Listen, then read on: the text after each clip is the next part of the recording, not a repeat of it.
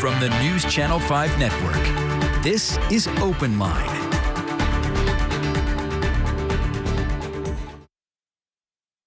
Good evening, everyone, and welcome to OpenLine. I'm Carrie Sharp. Glad to be with you tonight for this topic. We're going to be talking about Black-owned businesses and how they fare in our economy, and an evaluation that looked at them over the past year or two. And I have a wonderful guest to walk me through this tonight. Andre Perry is a senior fellow with the Brookings Institution. Andre, thank you for being with us tonight.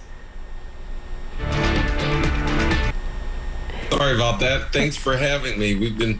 I knew I'd mute myself out of an introduction, but thanks for having me, and it's always a pleasure to be there, virtually at least, in Nashville. Yeah, you are coming to us live from Washington, D.C., so welcome via Zoom to Nashville. It's good to see you again. Tell us, first of all, as we jump into this topic, what is the Brookings Institution?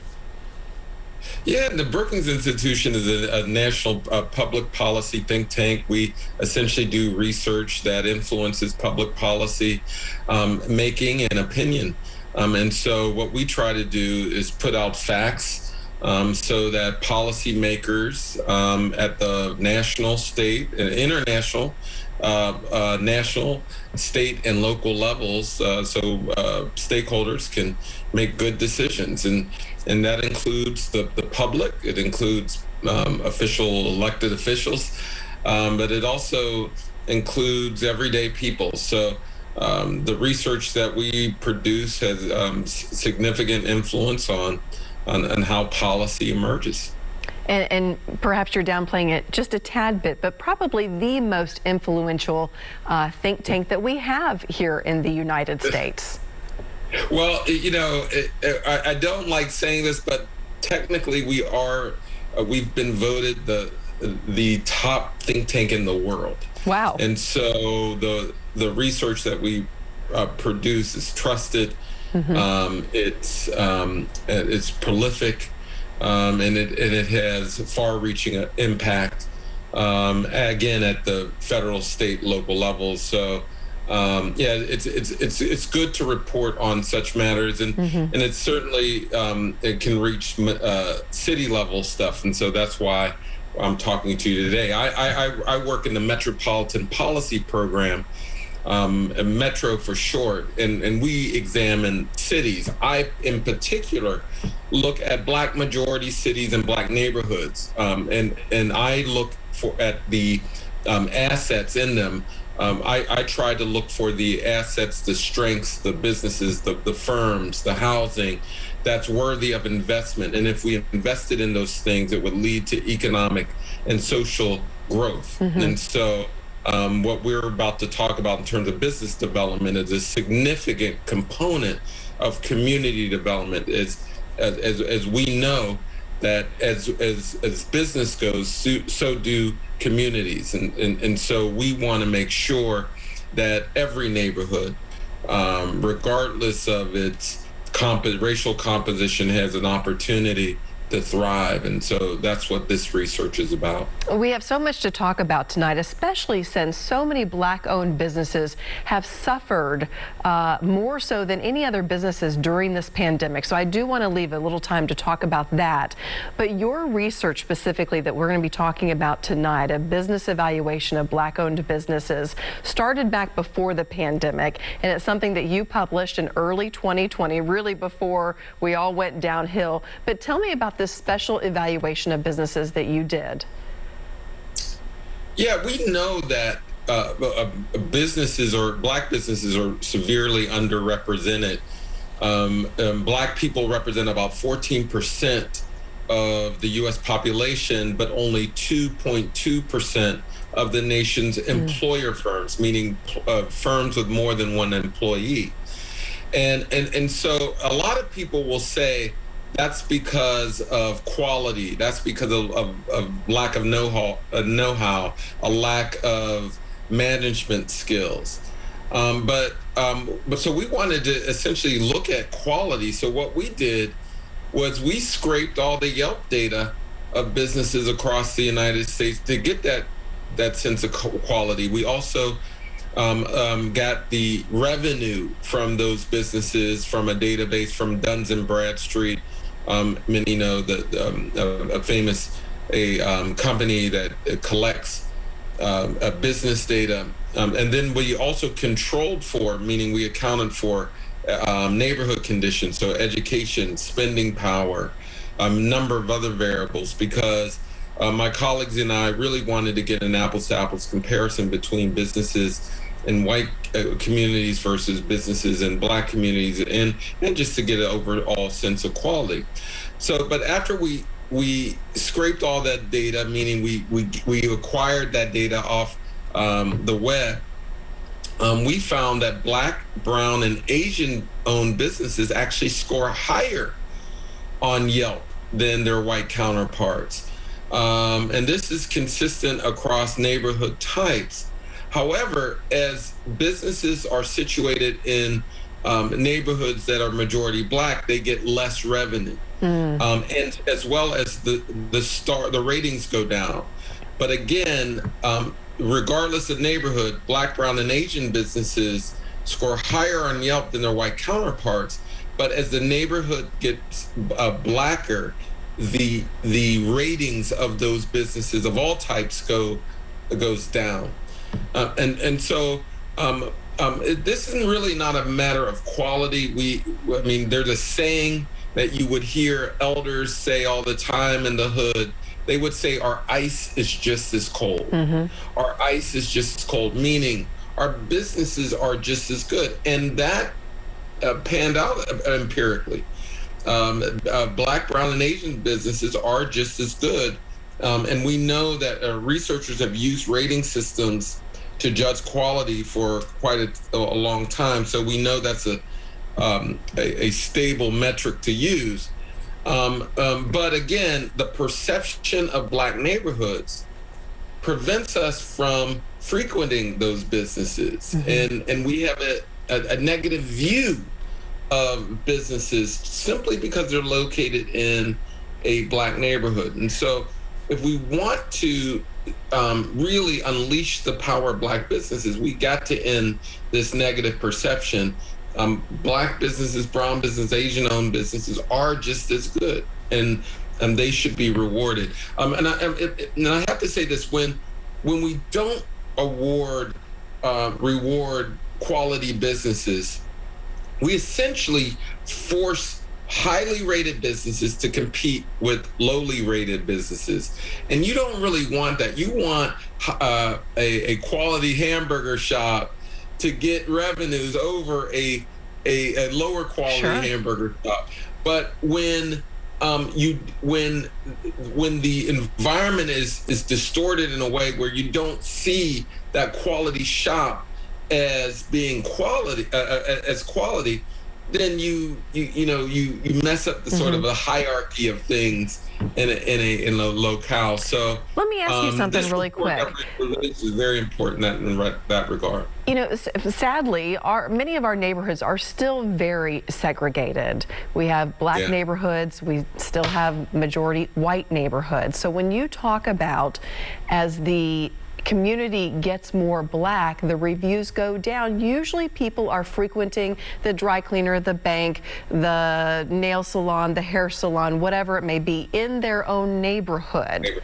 So I guess I don't understand if people are, typically, because that's how people work, frequenting their own businesses in their own neighborhood, why would those reviews go down? What's behind that?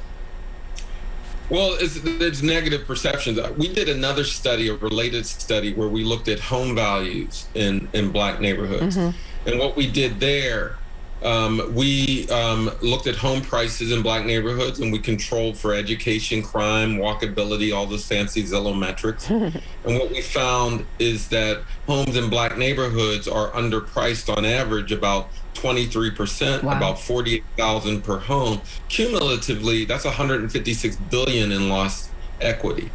Now, there's a way to interpret that data, that the price point of homes in Black neighborhoods are at a place where it's almost as if there's twice as much crime than there actually is. There's worse education than there actually is. So there's a negative perception of the neighborhood that influences the price of homes. Now, that loss in revenue also impacts business because most people start their businesses using the equity in their home. So when you have housing devaluation, you're also going to see fewer businesses because there's just less revenue in the community. But the point of that, me saying this, is there's negative perceptions that influence our spending choices. But one thing that happened during the pandemic that we need to be mindful of that really shows you how we can actually get rid of these perceptions. Many Black businesses in the restaurant field were actually getting increased revenues. Now, this is not everywhere, but in many cases they were getting increased revenue. Why? Because they were their goods and services were being delivered to other neighborhoods. So they got customers when they didn't have to go to the neighborhood. But they wanted to go to that restaurant. They've always wanted to spend their money, but the negative perceptions prevented them from going there. So what I've been trying to encourage people to do is say, hey, there's quality businesses that we all should enjoy in Black neighborhoods. Of course. And we should frequent them. But we can't allow our negative perceptions to rule the day. Let me jump to the phone lines real quick. This is Open Line, so we'd love to hear from our audience. Donna is on the line. Hi, Donna. Hi, thank you for taking my call, and you are thank most you for welcome. the topic. The reason why I wanted to call is because being a native Nashvilleian, Jefferson Street was all we had. And I remember my mom getting, they had bakeries, everything from bakeries to funeral homes and to go down Jefferson Street now, it puts a dagger in my heart because that's all we had. Because we couldn't go to Bellmead unless we were cleaning houses, but we couldn't go out there and shop and go to bakeries and things. But once they put the interstate, it caused a big problem. And again, I'm thankful to have you discuss this topic because I've been known to go across town just to patronize a Black business, because if we don't patronize each other, whether or not you're Black, white, or whatever, we're going to be lost. And I would love for Jefferson Street to be revitalized back to the way it used to be. But we've got to learn to support each other, because if we don't, it would be horrible. And I'm always teaching my generation and the younger generation to patronize. You have to go in certain areas, but if you continue to build, the gentrification is affecting all of us, all types of businesses. And I'll hang up and hear your response. Donna, thank you so very much. And Andre, I don't know if you're familiar with what has played out in Nashville over the decades, but Donna brings up a great point of how Jefferson Street was really a vibrant area for the African American communities for so very long, and then I-40 was built right through it, and it really led to its demise in a lot of ways. And just now is the city starting to say, we need to do something to make up for this. Yeah, you know, this is not a show on reparations, but it very well could be. One of the reasons why you do not see businesses thriving is largely because of the federal government deciding to lay highways and have them barrel through commercial corridors. Now, you know, and initially that highway was not supposed to go through Jefferson, but remember, you had institutions like Vanderbilt and others demand that it not go through their neck of the woods. And so many Black communities throughout the United States felt that same pressure, and because of lower levels of power, the highway construction ended up decimating Black businesses. And isn't that a metaphor for the state of Black business? It's not a matter of Black entrepreneurs and business owners not doing a good job, but they face many different barriers over time that really erodes the level of investment in those businesses. I'll give you another example. That when the pandemics really kicked in, the PPP loan, the paycheck protection payroll protection plan, essentially shut out 95% of Black businesses, because when it was originally structured, it was structured for employer firms. And as I said earlier, 95% of Black businesses are sole proprietorships. Wow. And, and a lot of those businesses, to be honest, are Lyft drivers and gig workers and things like that.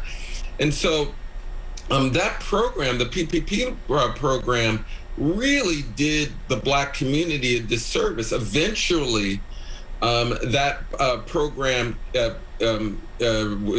picked up and started addressing sole proprietorships. But by that time, many different Black businesses had to shutter. By the time government caught up to the need. And so, in Nashville, like in a lot of other cities, every so often we see these economic shocks really rock the Black community, and they can be prevented if we learn how to value Black businesses, and that's a large part of my research, to show that Black businesses are worthy of investment. And we're going to talk about all that. We are cruising right through this hour, and I love it. But we do have a lot to dig into. We will do more of that after this commercial break.